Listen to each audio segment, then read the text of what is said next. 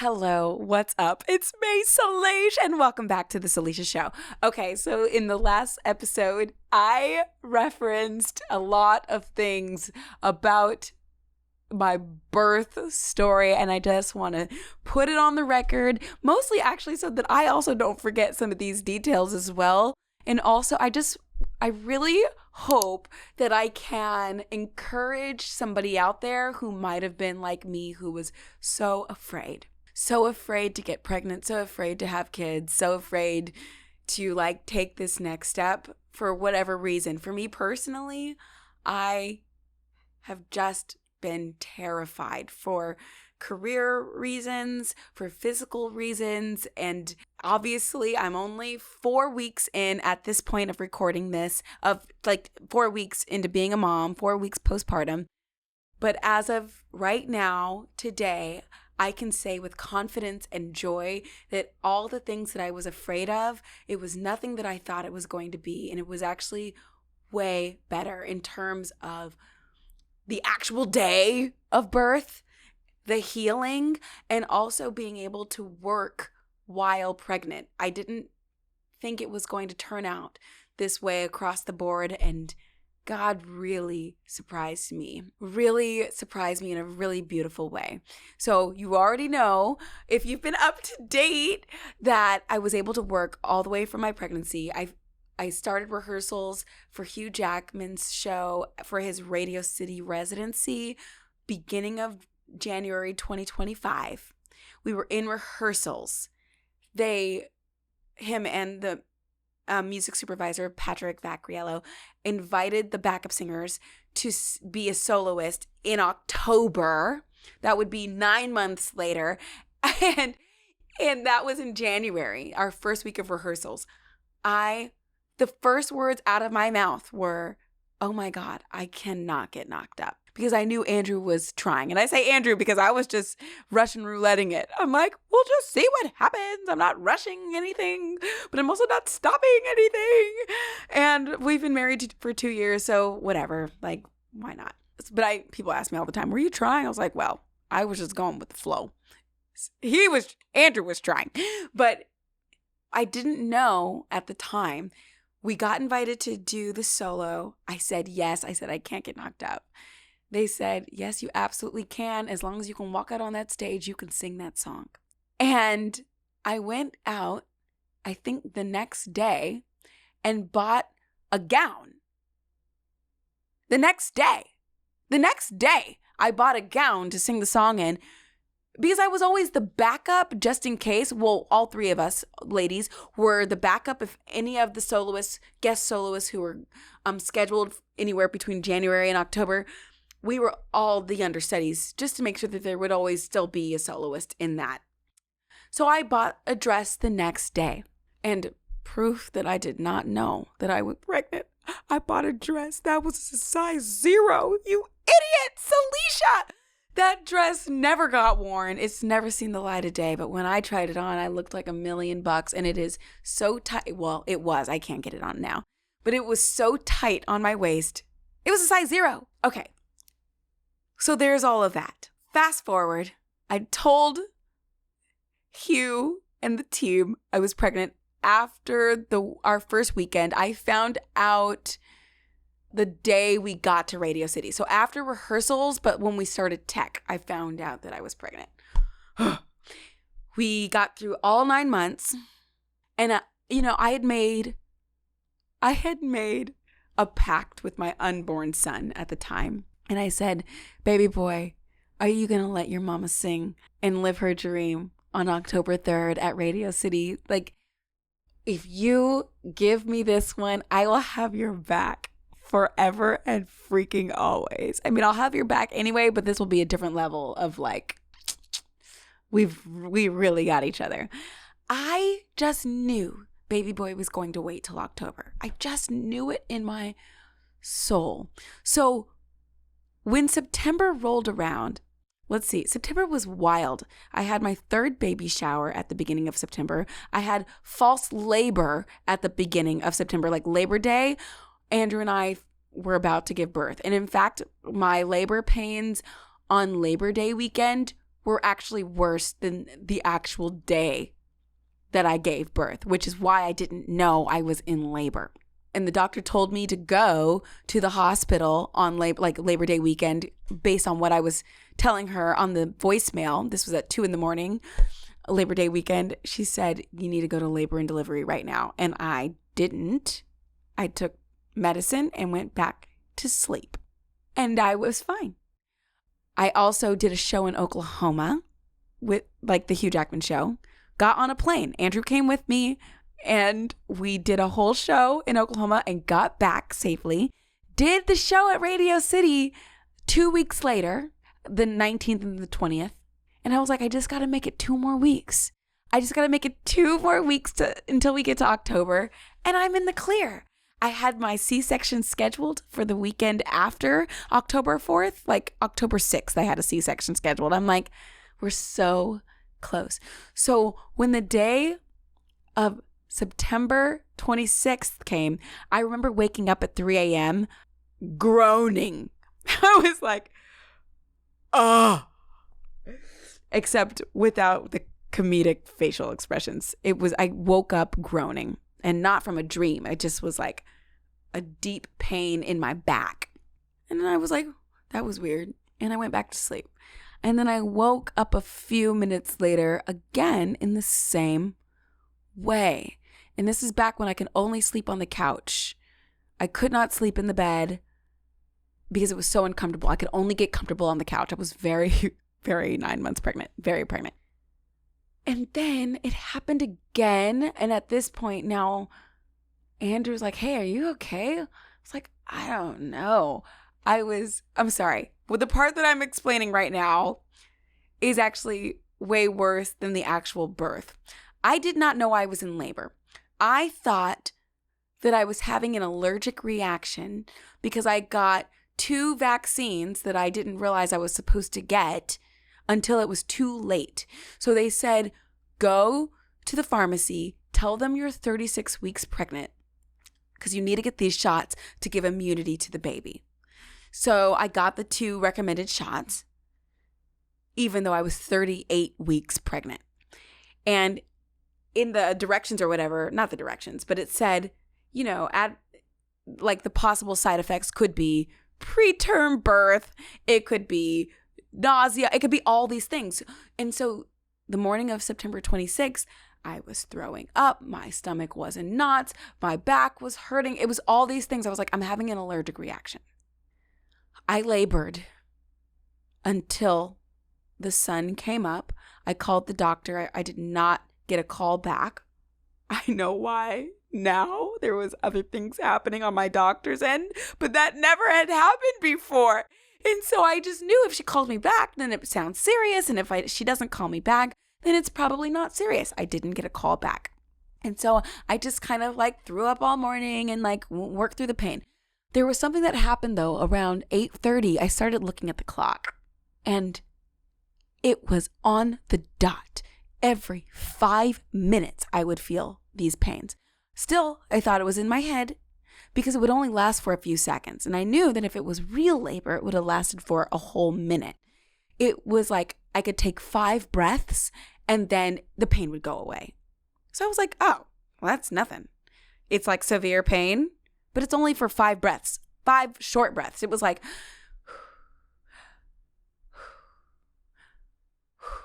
I did this 5 times. And by the end of the 5th breath, I was fine. Also, it was only in my back. I never felt any period cramp pains at all. None of that. So I called the doctor's office when I knew they were open at 9:30. And she was like, oh, okay, no worries, Salisha. Blah, blah, blah. You want the doctor to call you back? Sure. I was like, sure. She called me back around 10. She was like, why don't you come in and let me assess you? And she told me that instead of telling me to go to the hospital because we had a deal. I really wanted a C-section, but I knew I couldn't have a C-section if it was before October 3rd because I knew I would not have time to heal before October 3rd. And I really wanted to sing the solo at Radio City. So our deal was before October 3rd, we have to push for a natural birth. After October 3rd, give me the C-section. I don't care what anybody thinks about me. I want the freaking C-section. But it was September 26th. Also, because I have a lot of like things that I won't go into right now, like she just, how do I say this? We wrote up that before I can get assessed at the hospital, I have to be given an epidural. That's all I'll say. That was part of the deal. So if I end up at the hospital, they're going to see that in the notes and give me the epidural right away before they even assess me. The thing is, though, if you have an epidural, you're not going to leave the hospital without the baby. So she said, why don't you come to my office and let me assess you? And right before she hung up, she did say, bring your hospital bag just in case. I was like, what? What? So I'm like, okay, I told Andrew what she said, and we start getting ready. Getting ready when you're in labor is difficult, which is why you kind of have to like already be ready and have things laid out. There were many things that were not in the hospital bag that should have been there. And so I was like, Andrew, we need this, we need that, grab my iPad, all this, blah, blah, blah. So he grabbed it and put it by the hospital bag. I needed him to put it in the hospital bag, but that's another story. I got into the shower. I wanted to do my hair just in case, because last time I was like, my hair was jacked up and I didn't want to go to the hospital when I was in false labor because my hair was jacked up. So I got into the shower and I tried to do my curls, but my contractions while I was in the shower was one long continuous contraction. It never let up. It let up when I got out of the shower. But while I was in the shower, I was really at the mercy of my contraction. And I couldn't really move. Like I was able to like barely soap up my body. And I started washing my hair, but I decided we're not going to do the shampoo. We're really just going to use our Inner Sense repair mask. I did the deep condition. I was able to detangle it. And then I put in a hair product. I could not seal it with the gel. I could not seal it with the texturizer. I had to just rinse out the deep conditioner and put the product in the first line. This matters because I couldn't finish my process. I got out of the shower and I was like, I gotta brush my teeth. I can't show up in here with funky breath. I was able to like do the left side of my mouth before giving up. Okay. I was struggling. I'm like, and I couldn't explain it. I still was thinking I'm having an allergic reaction. And now I'm thinking, well, maybe I'm dying. I just dropped the toothbrush in the sink and said, okay, we're done with that. Then I wanted to wear a cute outfit as my arrival outfit in case if I had to go to the hospital. I did not have time to pick out a cute arrival outfit. I could only reach for the nearest dress that I could see, which was the outfit that I wore the day before. I put it on, and as time is going, I'm realizing I have to go. I don't know. I can't explain it. I just know deep in my gut, literally, that I need to leave right now. It was as if, I don't know if I've ever told the story on here of the time I got to dance with Diana Ross on stage in Hammond, Indiana. I really wanted to meet her, and everything I did, nothing worked. Like I reached out to the VIP, I've reached out to her press people, and nothing was working. And I had a ticket for the nosebleeds for her concert.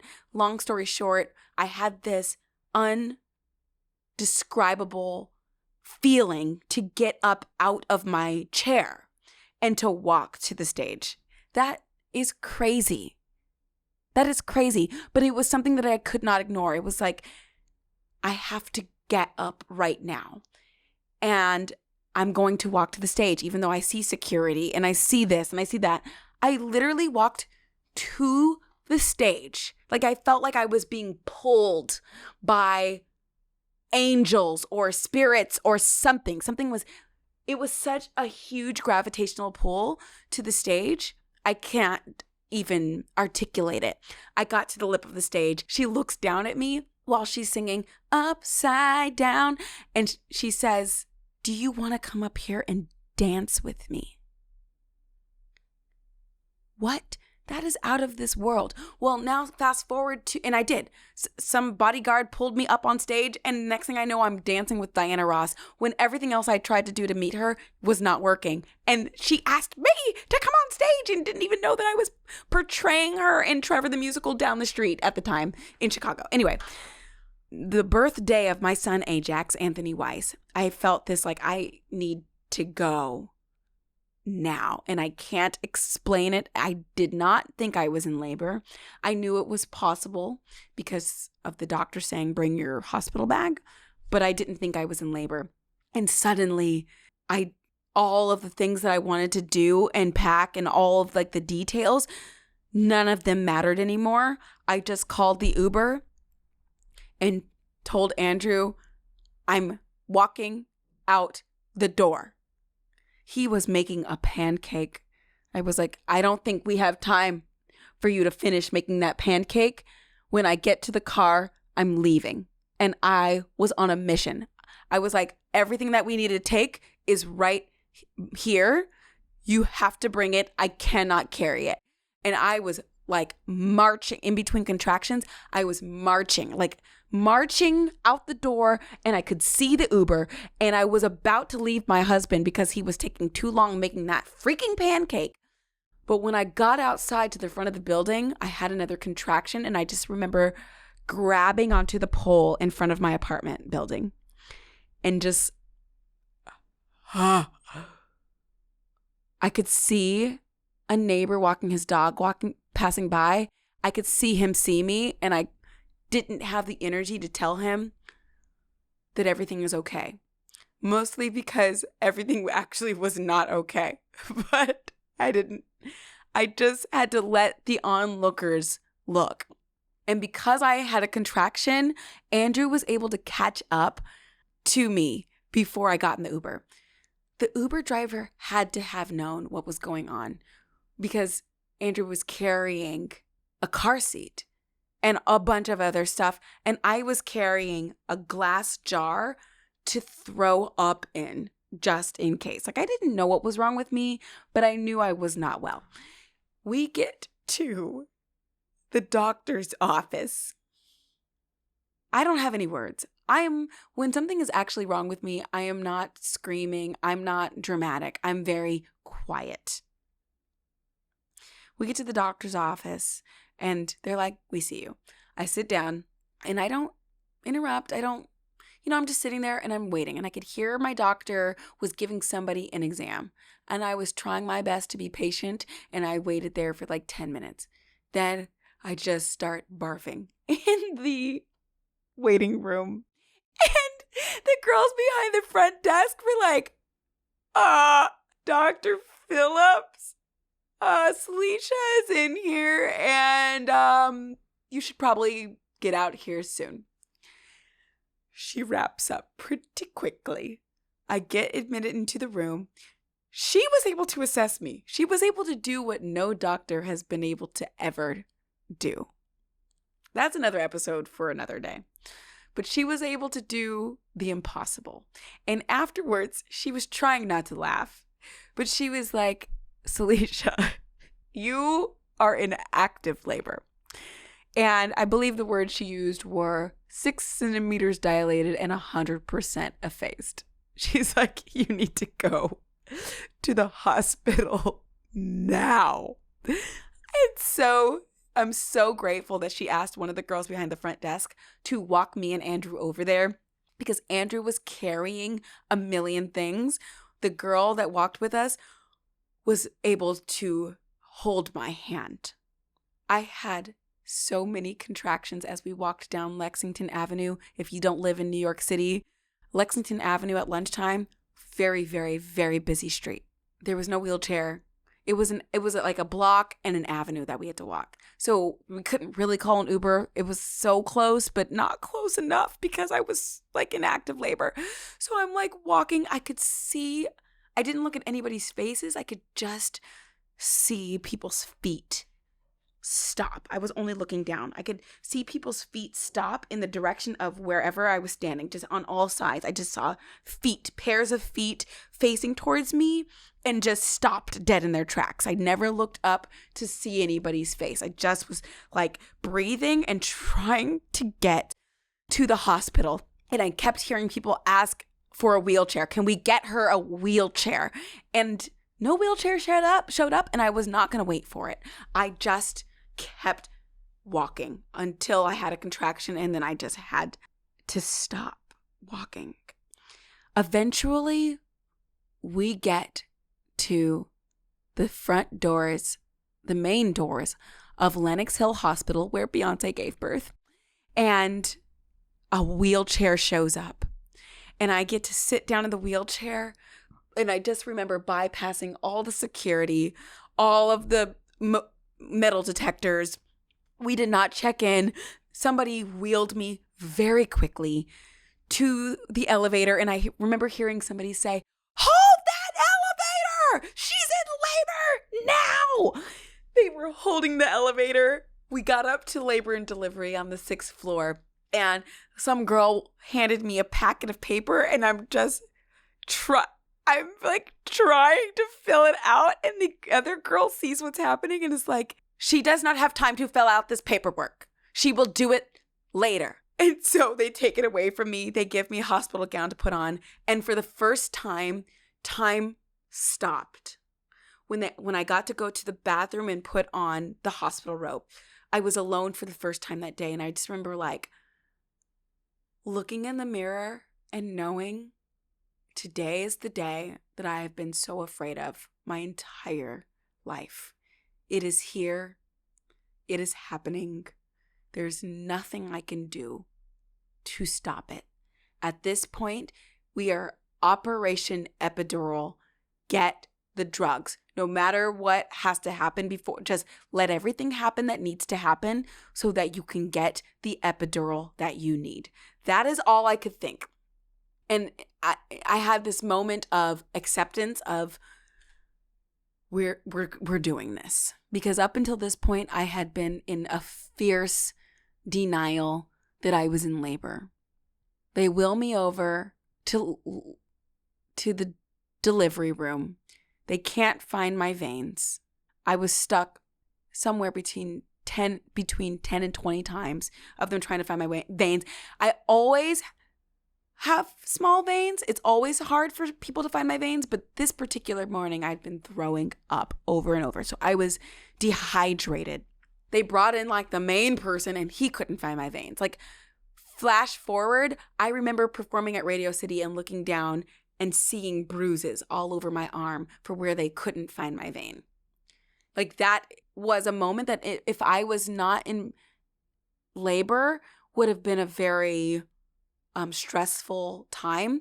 But being in labor, I was like, do not fight them, Salisha. Let them do what they need to do, because the sooner they find the vein, the sooner you can get the epidural. The more you fight them, the longer this is going to take, and they will not give you the epidural until you are hooked up to these fluids. So just let it happen. And I did. And it was uncomfortable, but it was not the end of the world. That's coming from somebody who does not like needles. Eventually, they found what they needed to in my hand, which is not the ideal place, but I did not care. Then the main guy comes in to give me the epidural. And I was scared leading up to this moment. In the actual moment, I was like, Doc, do what you gotta do. I don't have time to fuss with you. I don't have time to fight you. I don't have time to make you do this wrong. I'm just gonna lay here. And so I was very much at the mercy of that energy of just get it freaking done. And he did. And he was like, can you feel this? I was like, yes, I could still feel that. So he did a little something else. I gave him some notes. And then the next thing I knew, within like 10 minutes, within 5 minutes maybe, I stopped feeling the contractions. And I was able to relax. And I realized in hindsight, that was the hardest part of the day. Pushing, easy compared to that. Honestly. I got to put my makeup on. I didn't eat anything. I didn't want anything. I called my friend. I hung out. Wonder if I took a nap. I don't know if I took a nap, but the moral is, once the epidural set in, I was a happy camper. The doctor came by from the office visit. She came by. She gave me an assessment. She was like, okay, you're now at this point.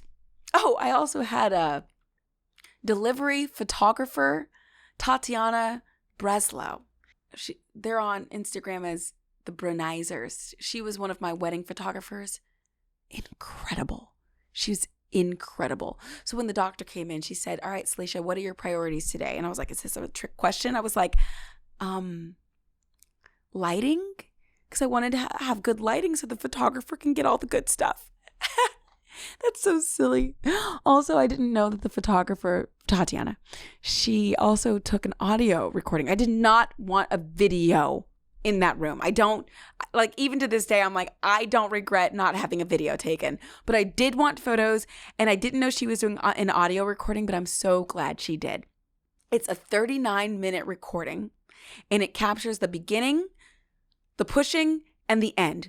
I pushed for 20 minutes. But before I could push, the doctor came in. Okay. First time doctor came in, she did another assessment. She said, okay, this is where you're at. In about 2 hours, I'll be back, and then we'll go from there. She came back 2.5 hours later. The things that they told me to look for to see if I'm feeling, I had been feeling them for quite a while, and I had not told anybody. They said, once you feel rectal pressure, let us know. I did not let anybody know. I was so scared. I'm like, once I tell them, then it's going to be time. And I'm so afraid. I was so afraid of so many things. So I didn't say anything. Dr. Phillips comes back. And she is a good-looking Black woman. Like, she is dressed to the nines. She just is amazing. She's amazing. She is amazing. And I heard she was amazing before September 26th. Like, I knew she was amazing before I got to actually get to work with her in the birth.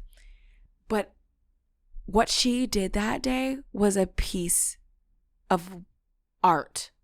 The way she was able to relax my mind, the way she got me to do the thing, the way I didn't feel any pain. It was really incredible what she did. She said, okay, well, either we can try to push now, or I can go pick up my kids from soccer, blah, blah, blah, blah, blah. I'll be back in 3 hours. I immediately said, go take care of your kids. We're not going anywhere, even though I had been feeling rectal pressure for like an hour. And somebody else said something in the room, and she was like, let's just try to do some practice pushes. Meanwhile, Andrew had just left the room, and I am now like frantically texting him back. I'm like, babe, get back now. We're doing it right now. I think he was going out to look for like a t-shirt, a white t-shirt for footprints or something. But it's not the ink footprints anymore that they used to do back in the day. It's all electronic. Anyway, he rushes back to the hospital. I'm like, oh my goodness. Thank God, because he would have missed the whole thing. I only pushed for 20 minutes, but I didn't know that yet. Once we start doing practice pushes, the doctor realizes that this is going to happen sooner than she thought. Why? Because even though I'd never done it before, what they were describing for me to do, I was like, I can do that. I actually held back the first few pushes because I was afraid of two things. I was afraid of ripping to my asshole and taking a number 2. Neither of those things happened. And I'm so grateful. Mostly, I've never given birth before this time, but all morning when I was throwing up, it was coming out of both ends. So I was pretty cleared out, and I didn't eat after that. So that was like, there was nothing else that could come out of me. I'd been emptying all morning. But when it came to tearing, that was one of my biggest fears. And a lot of people had told me their horror stories before, which was really unkind. I'm really upset at all the people who told me their horror birth stories before I gave birth, because I was really afraid. And there was this moment of when I thought I could feel her fingers. I thought I had already ripped. And so I was like, you know what? At this point, there's nothing else to lose. I might as well actually give them a good push. And I did. I did rip. I did push. And I think she said it was 12 contractions. They were about 2 minutes apart, less than that. But within 12 contractions, I had pushed the baby out. And I did have a minor tear. And I can say in hindsight, the healing has been, I don't want to say really wonderful, but I've not felt any pain. I took the medicine they told me to take all over the counter. I iced it. Going to the bathroom the first time, for those who are about to be new moms, I was really afraid of like the things that I'd heard online. It really was not an issue. It was not an issue going number 1 or number 2. This is a lot of information. This is a lot, I know. But I just want to take the mystery out of it for those who are like, what is it? Because no one would actually tell me the details before it was my turn. It was actually really okay. And I think she had to sew me. I think I got a few stitches down there, but I never felt it, couldn't feel it. The epidural had not worn off. Also, I got an extra dose of epidural right before the baby came out. I don't think you're supposed to do that, but I demanded it. And I'm so glad I did, because I could still feel pushing. I could feel everything I was supposed to feel, but I was not in pain. And it did not rip me to, like, it was not a bad tear. And she did the stitches while I was holding my baby. I didn't feel any of that. It was so surreal. And I just remember looking up at Andrew. Oh, I remember looking up at my husband, who his whole face was red and he was holding back tears, and seeing him so happy was the final, like, okay, we did it. We did it. And seeing our baby boy was like, okay, we did it. And when he first came out, right before he came out, like, I guess his head was coming out, and the doctor was like, do you want to feel his head? I said, no. That sounded disgusting to me. But they were like, touch the head, touch the head. I touched the head. I was like, okay, that was just as disgusting as I thought it was going to be. It felt so gooey. But then when he came out, I didn't know he'd come out because he was silent. He was silent. And then Andrew told me later, somebody gave him the slap of life or something. And then that is when I could hear on the audio recording, because I don't really remember, that he started wailing and screaming and crying. I'm like, oh my gosh. And seeing my baby for the first time was such a surreal moment. It felt like, what on earth? That just came out of me? And I had this moment of, like, if you've ever seen Love is Blind on Netflix, it's this moment of, you've heard this person, even though I had not heard Ajax, I'd felt him all year. And then seeing the thing that you have had these interactions with for the first time felt very, like, disorienting. I was thinking, that huge thing just came out of me? What? And he wasn't like, his skin color was kind of weird at first. And he was like all wet at first. And his hair was straight. And it was just so weird. But I was thinking, oh my God. And when they handed him to me, I think I just started sobbing. And I looked at Andrew, who is also in that same space, and like, what just happened? I still say that every day. I look at him, I'm like, how did you come out of me? And I see my smile and my face shape and my nose on him, but some kind of way he makes all these facial expressions that Andrew makes, and it's very like, It's a miracle. It's so interesting to like look at Andrew sleeping on the bed with his hands behind his head. And then I look over at the bassinet and I see my newborn sleeping in the exact same pose as his dad, who he can't even see. It is very like, it is life-changing. My son has changed my life. Ajax Anthony Weiss has changed my life. And giving birth to him forced me to get over a lot of fears that I had before. And I did it. And my little cousin, who just gave birth a month before me, who growing up was afraid of everything, she said, Salisha, if I can do it, you can do it. You can do this. She said that, and I didn't believe her. And now I've done it. And for those who are very scared, like I was, I want to tell you that you can do this. You can do this. I'm not sure what else needs to be added to that except that I loved the hospital. I loved being able to hit the red button anytime I was like overwhelmed or like the baby was crying or fussing or needed to be changed. I would hit the red button. Somebody would come in and take care of it. If I wanted somebody to hand me the baby from the bassinet, hit the red button. If I needed anything, I could just hit the red button. I was like, I loved it. It was like free room service. I say free. That hospital bill. Yikes.